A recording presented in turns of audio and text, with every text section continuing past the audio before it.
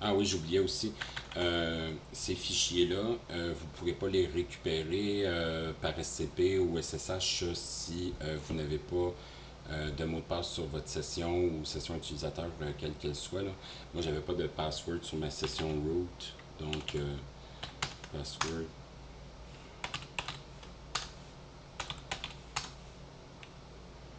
Parfait.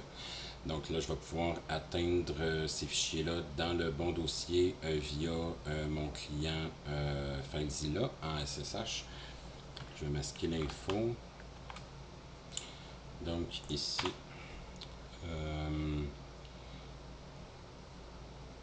à Racine Root, le Bash History dont je vous parlais, qui est ici, qui va faire l'historique des lignes de commande. Il change de taille, hein? C'est chaque fois que j'entre quelque chose. Voilà. 1094 octets, actualisé, et voilà. Fait que ça, vous pourrez le récupérer pour voir si vous avez fait vos manipulations correctement. Maintenant, je vais aller dans ici, OpenVPN, et puis dans Client. Mon client, je récupère ça. Hello. Bon, on va faire comme ça. Et également le certificat CA qui est dans Etsy OpenVPN. Et voilà. Là, je prends tout ça et je m'en vais déposer ça dans l'emplacement du fichier de l'emplacement de configuration d'OpenVPN. OpenVPN, si vous dans config faites plusieurs sous-dossiers à la connexion, ici on vous demandera vous voulez connecter avec quel VPN. Aussi simple que ça. Je pense même que ça fonctionne si vous avez plusieurs fichiers de configuration à l'extension OVPN. Pas nécessairement obligé de faire une arborescence propre, mais c'est toujours mieux. Hein. Donc, je vais aller glisser ça là. Et voilà. On s'occupera. Non, on peut s'en occuper tout de suite. Je vais vous montrer la configuration. C'est ni plus ni moins qu'un fichier texte, mais à l'extension OVPN. Ici, j'ai créé un nom de domaine stupide. Hein, on met notre adresse IP de notre serveur ici. Donc, pour mon serveur.zindenis.org, nul besoin de le pigner, je vais l'effacer tout de suite après le tutoriel. Donc, Devton, client, proto UDP, le remote serveur, l'adresse IP du serveur ou du nom de domaine. Ici, un espace et non pas un deux points pour le port 1194. Resolve Retry est fini. No bind. Les certificats ici, c'est un commentaire, hein, c'est ça. Le certificat ca.crt, ça reste inchangé, mais dans ce dossier-là, donc dans le même dossier qu'il y a le fichier de configuration, les certificats ne porteront pas nécessairement le même nom qu'ici mon client. Mais moi, c'est le cas. Mon client, si c'est mon iPhone, ça sera mon iPhone.certificat, etc. Mais le CA, on ne change pas. On est en comp LZ0 et pour les logs, les fichiers de log, c'est en Verbose 3 que j'expliquerai bientôt. Donc, je sauvegarde tout ça et si non, je ne l'ouvrirai pas tout de suite, je vais continuer le travail à faire sur le côté serveur. Ce qui reste à faire, c'est l'équation mathématique, héritage digne de M. Delphi, M. Hellman, qui n'est pas remontable à rebours, même par des logarithmes, dans les exposants aléatoires. C'est bien plaisant. Ça nous prend ça pour que ça fonctionne. Donc, on build le Delphi Hellman avec cette ligne-là. Est-ce que je me trouve encore dans EasyRSA? Si jamais ça ne fonctionne pas, c'est parce que vous n'êtes plus dans le répertoire qui contient le fichier var. Donc, c'est dans Etsy, OpenVPN, EasyRSA, EasyRSA 3. on fait une exécution. Donc, point slash easy RSA générer-un Delphi elle-même. Et là, de façon aléatoire, il va se compiler un algorithme de résolution des clés qui va être propre à cet environnement-là.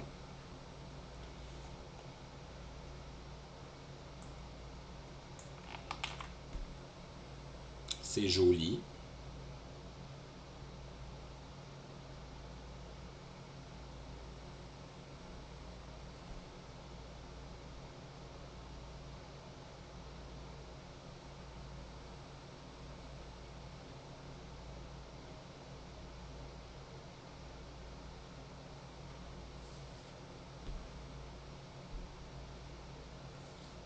Je ne mets pas sur pause juste pour que toi, le nouvel utilisateur de Linux, se rende compte que tout va bien.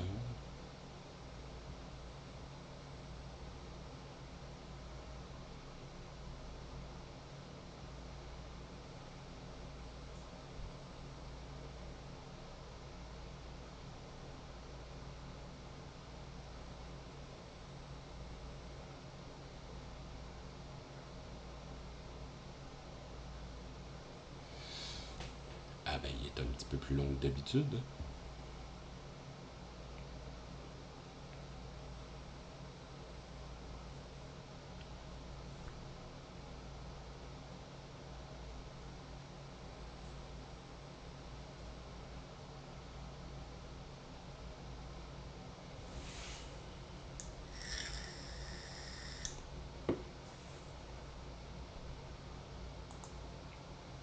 Ben, une pause s'impose. Donc, le Delphi Hellman correctement créé, 2048 bits, qui est présentement dans le PKI et qui porte le nom de dh.pem. Je vais le prendre lui aussi, puis le ramener plus haut dans l'arborescence.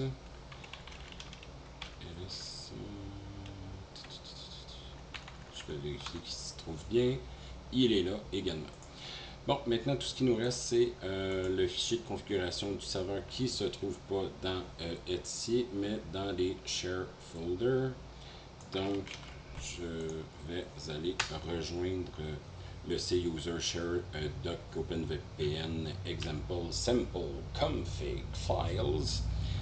Je vais regarder et ici j'ai une archive server configuration qui est zippée. Je vais le copier et l'envoyer dans, devinez, Etsy OpenVPN.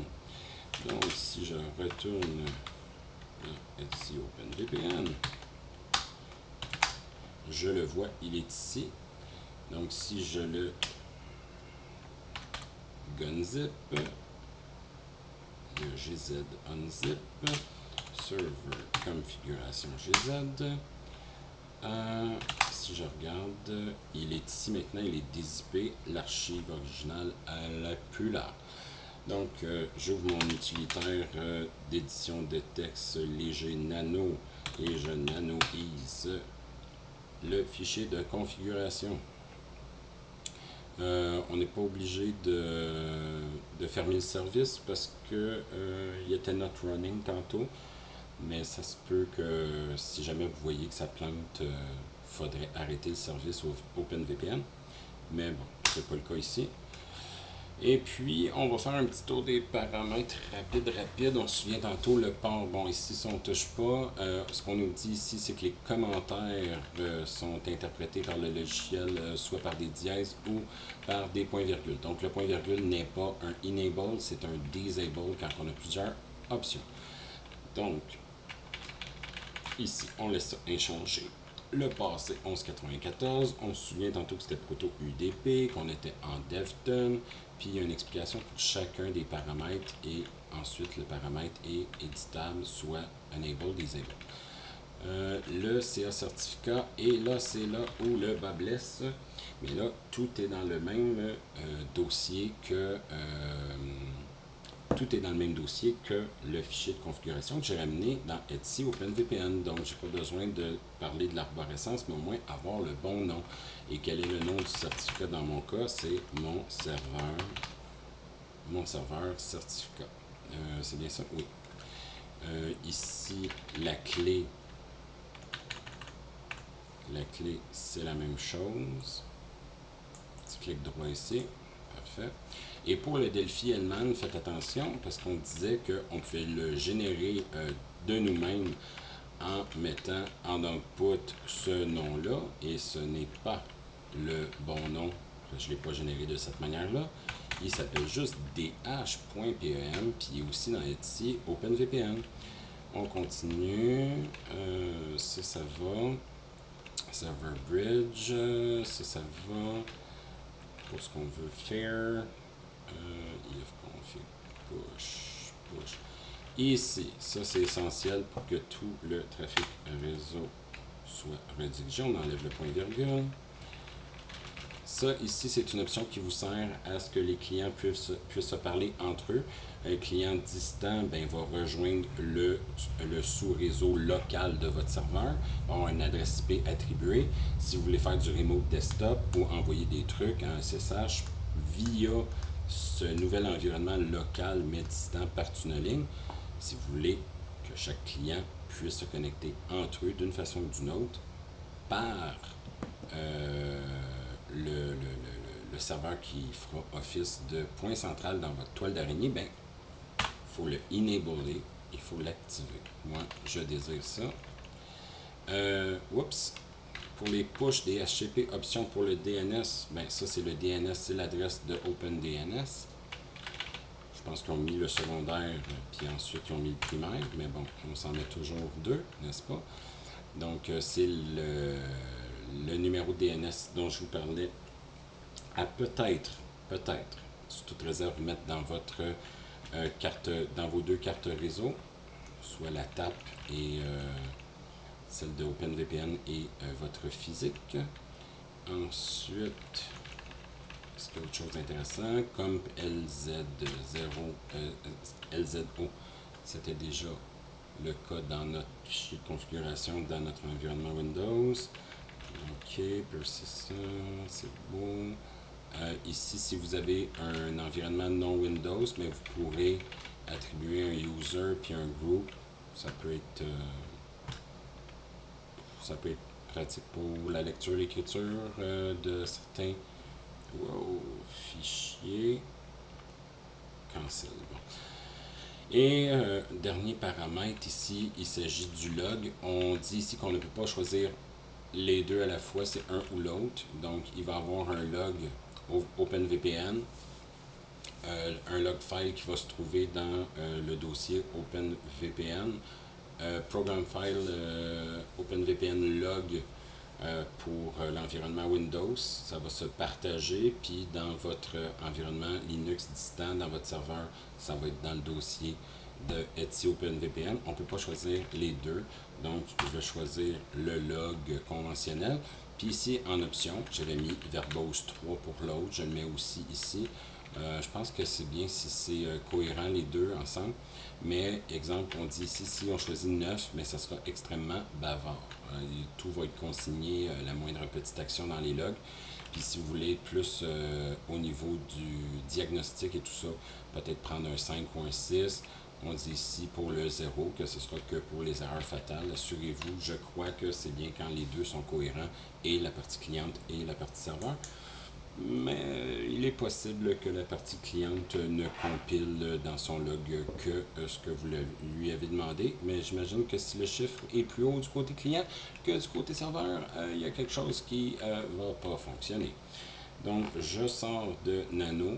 C'est terminé d'être édité. Je vais conserver les changements et j'écris ça sur ce fichier-là. C'est parfait. Ensuite, ce qu'il me reste à faire, c'est dire que la configuration actuelle de server.conf, c'est elle maintenant qui prévaut, donc on va l'enabler. Ici, le mot mon serveur, vous changez ça pour ce que vous avez pris comme nom de serveur. Et voilà, c'est opérationnel. Je vais démarrer OpenVPN. Je crois qu'au redémarrage, si vous rebootez votre serveur, je crois qu'on va vous demander votre passphrase. Non. C'est peut-être parce que tu es déjà opérationnel. Stop. Oui. Ah bon. Parfait. Quel est son statut? Ben, il fonctionne. Et puis le dernier détail important, si vous voulez que tout, là, c'est pour se connecter en VPN. Certes, votre machine distante va faire partie de l'environnement local du serveur avec une adresse IP de subnet. Sauf que, c'est-tu du NAT, je pense? Oui, parce que c'est les adresses 10 points quelque chose. Mais si vous voulez rediriger le trafic réseau, exemple, vous voulez browser le web via Firefox, puis vous voulez que ce soit le serveur qui, lui, browse le web pour vous et vous achemine ça dans un tunnel jusqu'à la maison, qui est infranchissable par un man in the middle, vous ajoutez ceci. Puis, il y a une façon de le rendre permanent, là, mais moi je le rentre à chaque fois que je redémarre le serveur ou chaque fois que je redémarre. Ben, c'est ça, quand je fais un reboot sur le serveur. Et voilà. C'est terminé. On va faire une tentative de connexion. Donc, si je masque ça, j'aime bien vérifier mon adresse IP sur What the fuck is my IP. Je me trouve bien rigolo. Essayer de masquer autant que faire se peut. Bon, je suis géolocalisé ici à Waterloo. Maintenant, je vais me connecter. Je vais aussi masquer mes infos le plus possible. Je me connecte.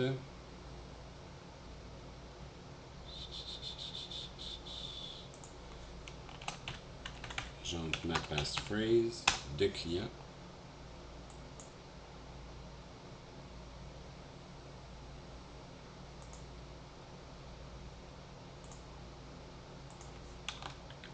Bon, ça ne fonctionnait pas. Ce que j'ai fait, c'est qu'au lieu de faire système control start OpenVPN comme service, j'ai fait système control restart. Je pense que c'est ça qu'il faut faire sur Ubuntu. Ici, on me dit please enter password avec cette ligne-là.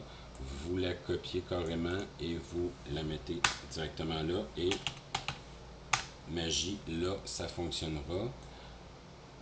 OK. Donc,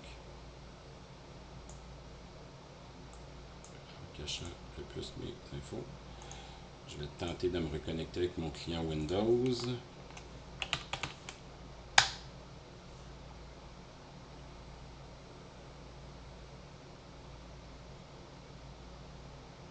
Et on peut voir maintenant que ma nouvelle adresse est désormais le 10.8.0.6. Vous pouvez mettre l'adresse permanente aussi, ça se trouve dans le dossier de configuration. Si vous bidouillez, vous allez pouvoir le trouver. Ça prend un fichier texte là, bien ordinaire, pas d'extension, un nouveau document qui porte un nom précis, puis on peut attribuer des adresses permanentes au client. Si je retourne sur What the fuck is my IP, je peux observer maintenant que je me trouve géolocalisé au Canada de façon imprécise et que je suis avec OVH. Et voici comment on redirige son trafic réseau. J'espère que j'ai été assez clair. Je sais que c'est une vidéo qui est très longue. Peut-être que c'est mieux de l'écouter et puis d'essayer de faire ce que j'ai réussi à comprendre plutôt que de se casser les dents sur des fichiers de config incompréhensibles et blabla. Merci beaucoup pour votre écoute et bonne journée.